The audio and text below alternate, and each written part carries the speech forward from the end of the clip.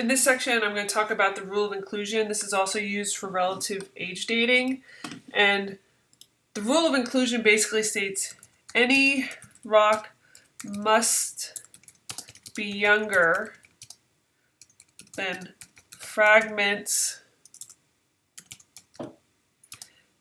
included within it.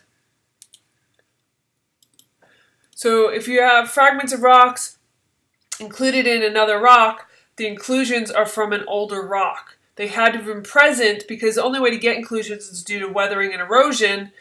So you would have to weather and erode the rock that was already present in order to have inclusions present in a younger rock. So the inclusions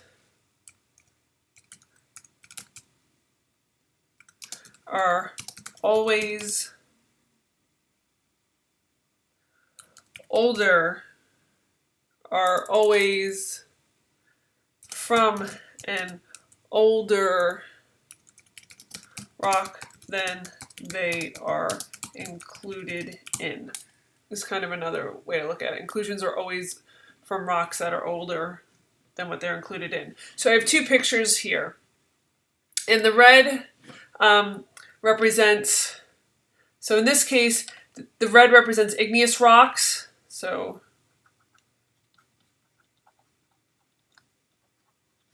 and there's two different types of igneous rocks, ones that form on the surface and ones that flow below the surface. So lava flows form on the surface, and I know this is a lava flow for a couple of reasons. For one, these little hash marks on the bottom represent baking.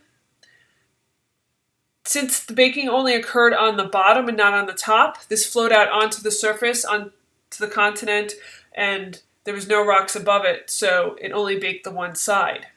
So if I were to relatively age date this, I would know that this was 1, because it's using superposition, this would be 2, and this would be 3.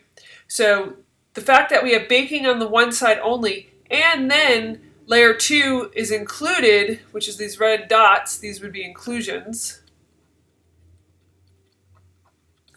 is included into layer 3. Layer 3 has to be younger. The surface was weathered and eroded, breaking down parts of the rocks that are then included into layer 3.